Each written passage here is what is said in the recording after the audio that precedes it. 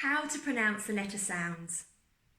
At the barn, we recognise that you are your child's first and most enduring teacher.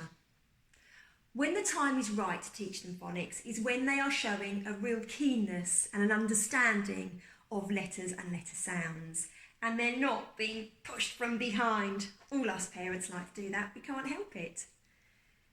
Policies, techniques, procedures are ever changing, and it's really difficult to know what technique is being used currently to teach your children to read and write.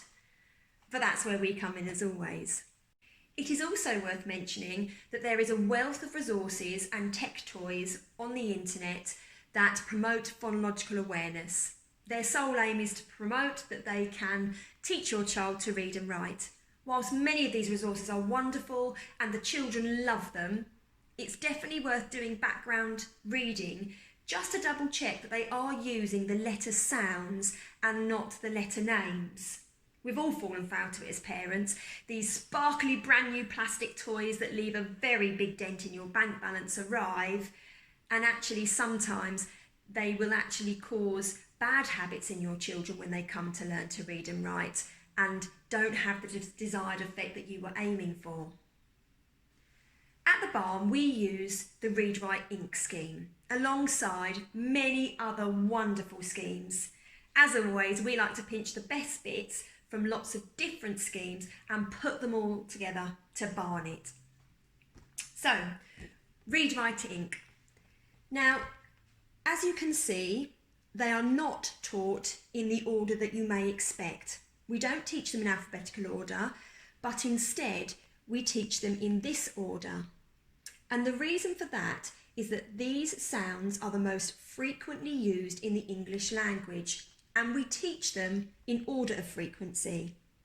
The beauty of this is that very, very early on, using just these first few lines of sounds, we are able to put them together, blending, to learn to read. So, as soon as your child has learned to read these sounds, we are already able to make some words. For example, am, as, as. So what else do we need to know before we have a go at practicing the letter sounds? We are aiming for super pure sounds. No erring, turring or uhing on the end of any of our sounds. This has a huge impact on your child's ability to learn to read and write and spell. Let me explain. If we take the word cat and we break it down, segmenting, we break it down into the sounds, we have the sounds k, a and t. But if these are pronounced k, a and t, when they are put back together, blending to learn to read, it actually doesn't make a word at all. The sounds k, a, t make the word k, atta, and that makes no sense to anybody. But k, a, t makes the word cat. So that's why we do that. Also, we are aiming for these sounds to be quick as a flash. We really want to grow confident learners that it comes as second nature to them. So whether they are upside down, riding a bike backwards while standing on their head, it doesn't matter. These sounds are inbuilt into them. It all builds for resilient, confident and fluent readers. The other thing to really bear in mind is that you do not cover your mouth while you are teaching your child sounds.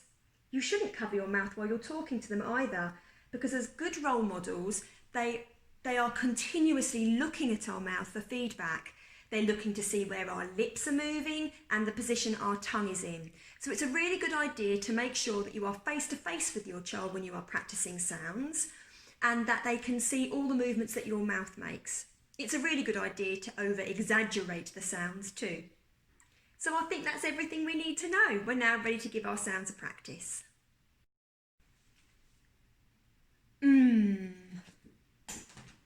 Ah. S. G. O. D. T. I.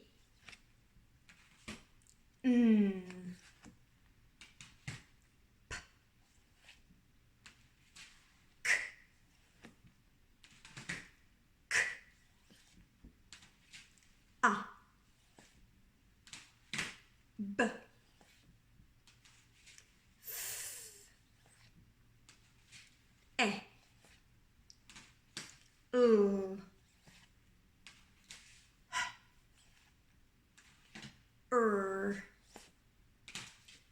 J,